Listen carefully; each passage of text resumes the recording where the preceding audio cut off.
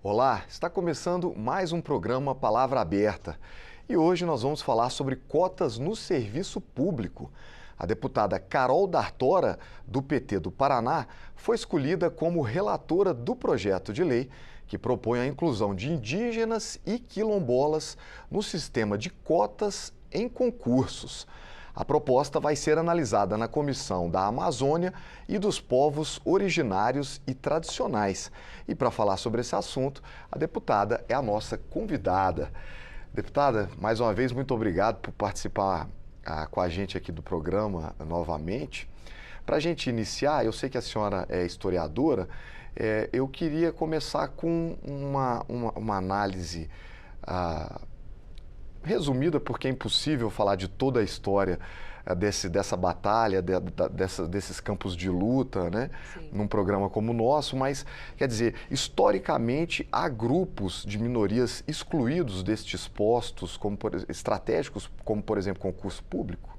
Sem dúvida, a gente está falando de cotas aqui e eu já agradeço o convite para falar desse tema. É um tema que tem sido um campo de luta na trajetória da minha vida e na minha trajetória política.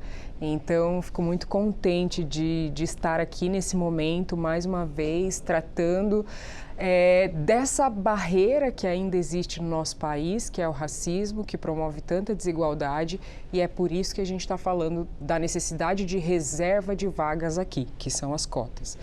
E essa reserva de vagas se faz urgente e necessária porque a gente tem esse histórico de exclusão da população negra, que foi uma população trazida, sequestrada para o Brasil por mais de 300 anos num regime perverso que foi o regime escravocrata.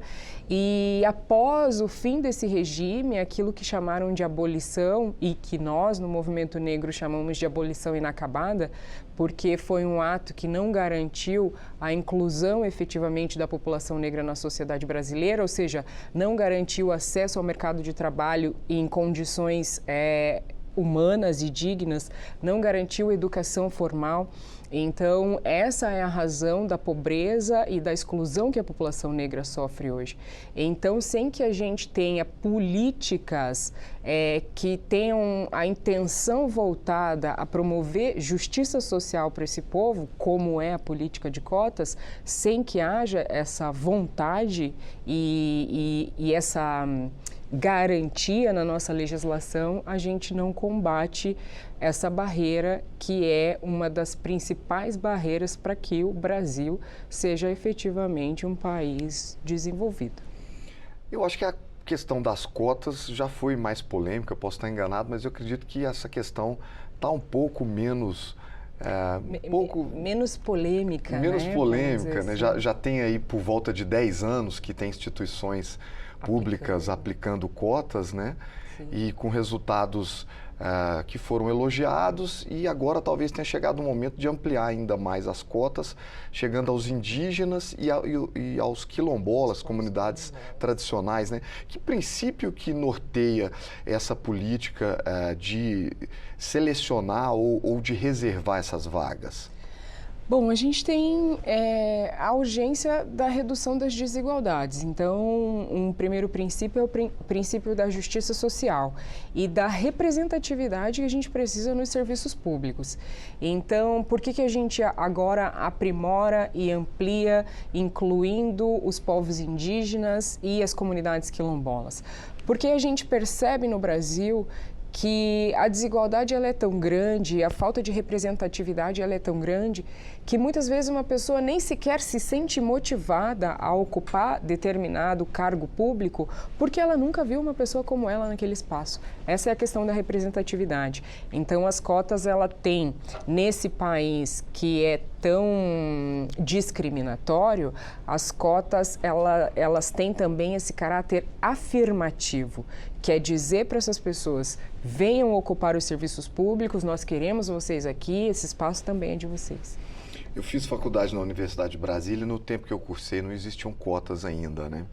E voltei lá recentemente, fiquei impressionado com a diversidade. A UNB era um espaço de pessoas privilegiadas, dos estratos sociais mais abastados e no meu curso inteiro, eram por volta de 300 alunos, tinha um aluno negro.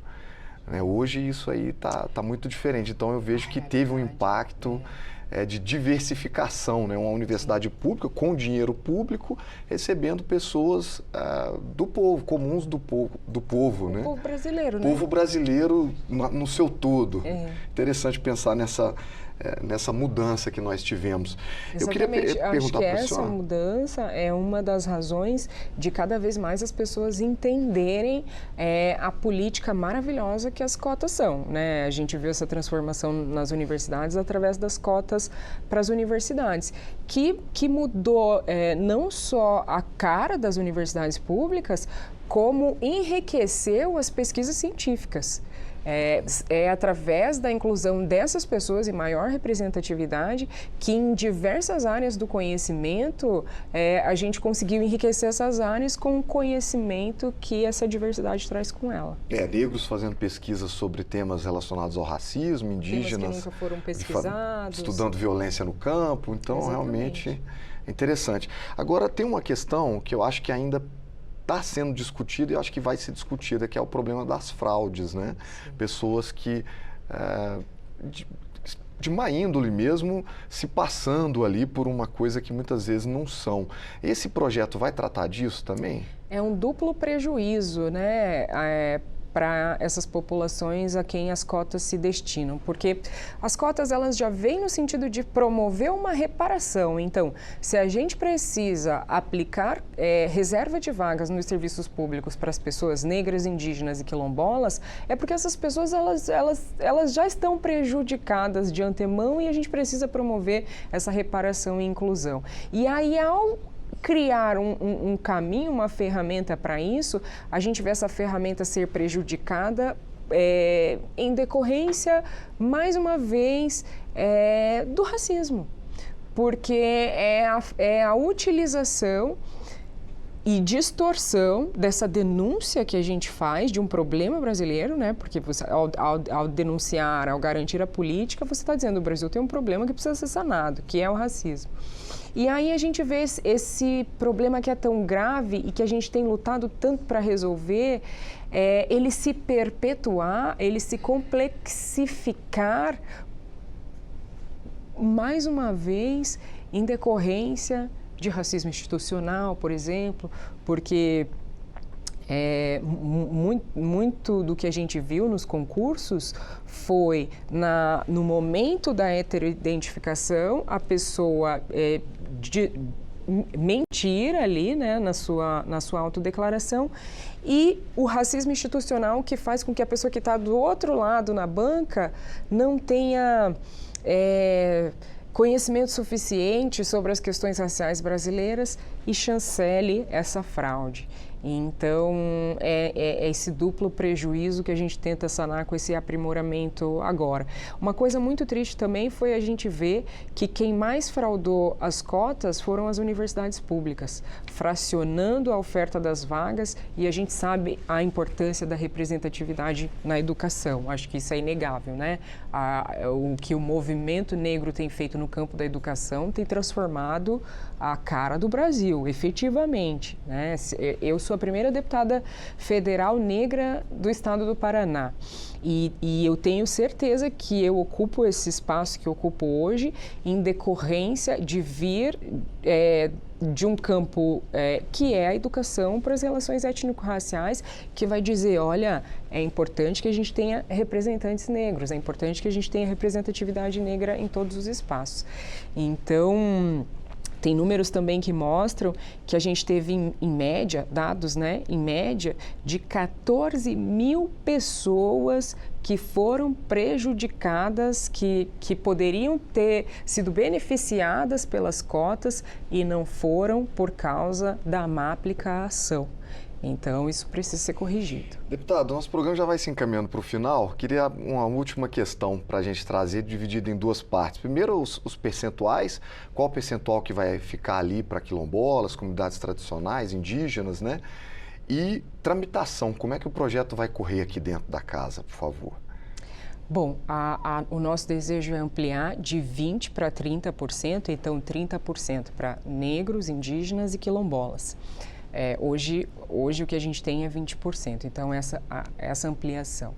O projeto agora está na Comissão de Povos Originários, né? Sou relatora na Comissão de Povos Originários, porque justamente a gente faz essa inclusão dos povos quilombolas e indígenas, e o nosso desejo é conseguir que o projeto, após esgotada a discussão ali na Comissão de Povos Originários, que a gente siga com ele direto para plenário para que ele seja aprovado o quanto antes. Hoje, essa política está num campo de fragilidade, porque ela foi prorrogada, porque o prazo dela expirou, então ela está nesse campo de fragilidade jurídica. A gente precisa que ela seja enfim, né, votada e sancionada para que os próximos concursos públicos garantam todos esses aprimoramentos que a gente discutiu aqui.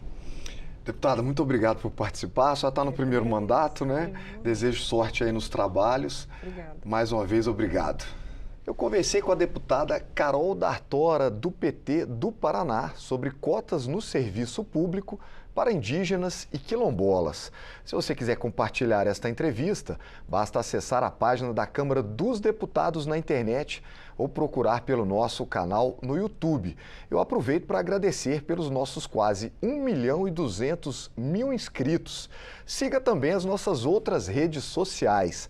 Muito obrigado pela sua companhia e até a próxima.